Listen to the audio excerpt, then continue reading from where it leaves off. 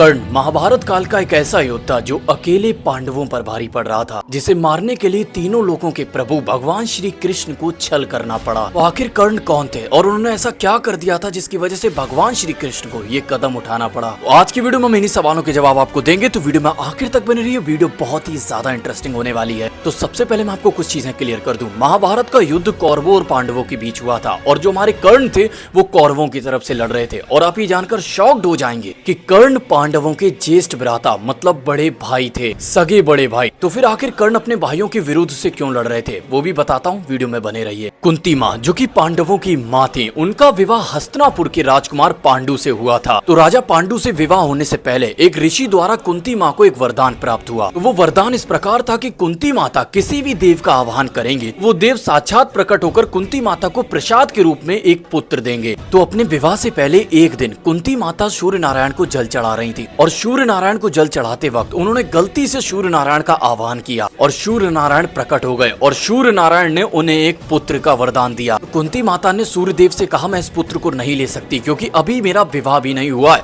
और समाज में मेरे ऊपर लालचन लगाया जाएगा कि विवाह से पहले ही मेरे एक संतान कैसे हो गई। तो सूर्य देव ने कुंती माता से कहा, ये एक देव का प्रसाद है और तुम्हें इसे लेना ही होगा। और इसी के पश्चात सूर्य देव ने माता कुंती को प्रसाद के रूप में एक पुत्र दिया जो कि थे कर्ण। और बचपन से ही सूर्य देव ने कर्ण को भी एक वरदान दिया। कर्ण को बचपन से ही सूर्य देव के कुंडल के साथ साथ एक कवच प्राप्त हुआ। वो कवच ऐसा कवच था कि दुनिया का कोई भी शस्त्र उस कवच को नहीं भेद पाएगा। मतलब उस कवच के रहते कर्ण को मारना नामुमकिन था। और जब भी कर्ण किसी भी संकट में पड़ेंगे वो कवच अपने आप प्रकट हो जाएगा कर्ण की सुरक्षा के लिए। अब कर्ण के पैदा होने के बाद कुंती माता बहुत ही ज्यादा परेशान हो गई और उन्होंने एक फैसला लिया और वो फैसला बहुत ही ज्यादा खतरनाक था। वो फैसला ये था कि कुंती माता ने कर्ण को बचपन से ही गंगा माता को समर्पित कर दिया और कर्ण को एक टोकरी में रखकर गंगा माता में विसर्जित कर दिया। और वो टोकरी बहते बहते एक औरत को मिली जिसका नाम था राधा।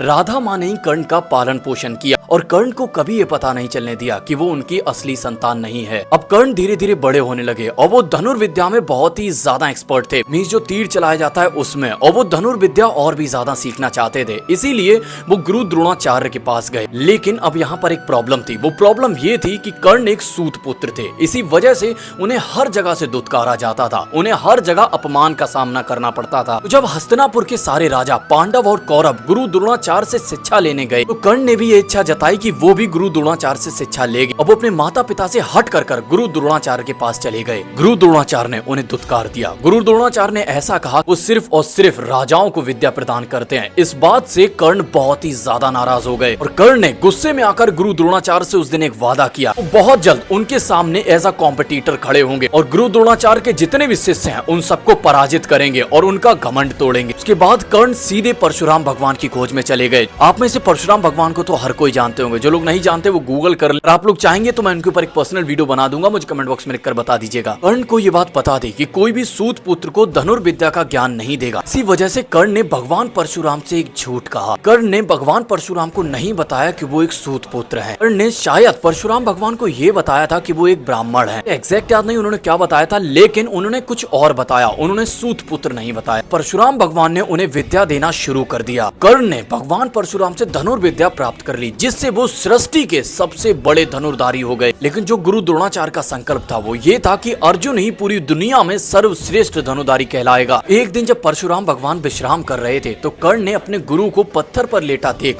उनसे ऐसा कहा कि आप अपने सर को मेरे ऊपर रखकर सो जाइए। ये देखकर भगवान परशुराम उनके ऊपर सर रखकर सो गए। तभी वहाँ पर एक बिच्छू आ गया जिसने कर्ण के पैरों को काटना शुरू कर दिया और कर्ण के पैरों से रक्त बहने लगा, खून। ये देखकर भगवान परशुराम उठे और उन्होंने कर्ण से पूछा, तुम सच बताओ तुम कौन हो। उस दिन कर्ण ने अपनी वास्तविकता को अपनाया और कर्ण ने परशुराम भगवान को बताया कि वो एक सूत पुत्र हैं। और इसे सुनकर भगवान परशुराम बहुत ही ज्यादा क्रोधित हो गए और उन्होंने कर्ण को एक श्राप दिया। वो श्राप क्या था वो मैं आगे आपको बताता हूँ। और इधर पांचों पांडव और कौरव अपनी अपनी विद्याओं को प्राप्त कर हस्तिनापुर वापस लौटे, जहाँ पर उनकी विद्याओं का टेस्ट लिया गया और उन्हें आपस में लड़ाया गया जिससे ये पता चल सके कि कौन सर्वश्रेष्ठ है। उस विद्या में सबसे आगे अर्जुन निकले और गुरु द्रोणाचार्य ने ये अनाउंस किया, अर्जुन से बड़ा योद्धा पूरी सृष्टि में कोई नहीं है। तब वहां पर कर्ण ने एंट्री मारी और कर्ण ने अर्जुन को चैलेंज करते हुए कहा, अगर तुम इतने बड़े योद्धा हो तो मुझसे युद्ध करो। लेकिन वहां पर मौजूद सारे लोगों ने ये कहा ये एक शूत पुत्र है, उन्हें शूत पुत्र कहकर दुत्कारा। यहाँ तक कि राजा ने भी उन्हें शूत पुत्र कहकर दुत्कारा। और बहुत ही बड़ी गलती वहां पर हुई, अर्जुन के भ्राता भीम ने भी उन्हें सूत पुत्र कहकर दुत्कारा और ये कहा हम लोग सूत पुत्र से युद्ध नहीं कर सकते। और इस बात से अर्जुन बहुत ही ज्यादा क्रोधित हो गए। और वहीं पर हस्तिनापुर के राजा धृतराष्ट्र के बेटे दुर्योधन ने कर्ण का सम्मान किया अपने लालच में, क्योंकि दुर्योधन ये चीज समझ चुके थे कि अर्जुन को अगर कोई पराजित कर सकता है तो वो सिर्फ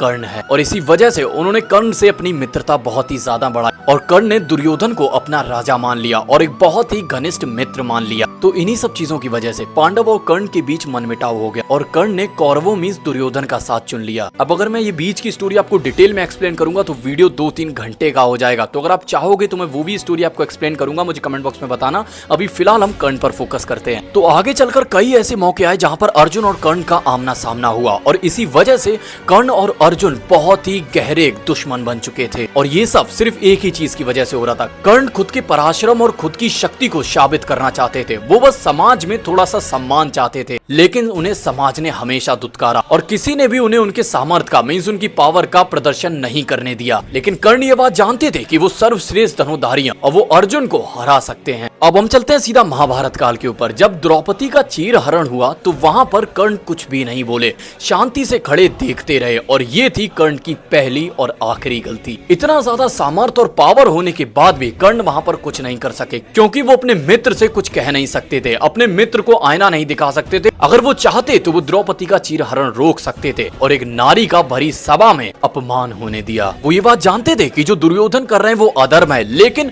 हमेशा उन्होंने अपनी लॉयल्टी का परिचय दिया। मींस जिसके प्रति वो एक बार समर्पित हो गए उसके प्रति हो गए। वो ये भी जानते थे कि ये सब कुछ गलत हो रहा है और उनकी मौत निश्चित है, लेकिन वो अपने दोस्त दुर्योधन के खिलाफ नहीं जा सकते थे। इसीलिए आज भी कर्ण का एग्जाम्पल दिया जाता है कि अगर मित्र बनाओ तो कर्ण जैसा, जो ये बात जानता हो कि मौत सामने खड़ी है तब भी तुम्हारा साथ ना छोड़े। तो जब महाभारत का युद्ध हुआ तो कर्ण अर्जुन को बहुत ही खतरनाक टक्कर दे रहे थे और वो सारे के सारे पांडवों पर भारी पड़ रहे थे। तो जब महाभारत का युद्ध होने जा रहा था तब कर्ण के साथ पहला छल किया गया। अर्जुन के पिता जो इंद्रदेव थे वो एक ब्राह्मण का रूप रख कर आए और उन्होंने कर्ण से कहा मैं तुमसे कुछ मांगू, क्या तुम मुझे दोगे? तो कर्ण ने कहा आपको जो मांगना है मांगिए, मैं आपको जरूर दूंगा। तो इंद्रदेव ने उनसे उनका कवच मांग लिया, क्योंकि वो ये बात जानते थे जब तक कर्ण के साथ ये कवच है इन्हें हराना या मारना नामुमकिन है। और कर्ण ये बात समझ चुके थे कि ये इंद्रदेव अपने बेटे अर्जुन को बचाने के लिए ये छल कर रहे हैं और तब भी हंसते हंसते कर्ण ने अपने उस कवच को उतारकर इंद्रदेव को दे दिया। और फिर जब अर्जुन और कर्ण का आमना सामना हुआ तो कर्ण अर्जुन को बहुत ही खतरनाक टक्कर दे रहे थे और भगवान श्री कृष्ण ये बात जानते थे कि कर्ण को हराना नामुमकिन है। इसी वजह से उन्होंने एक षड्यंत्र रचा। वो षड्यंत्र क्या था उसे सुनने के बाद तुम शॉक्ड हो जाओगे।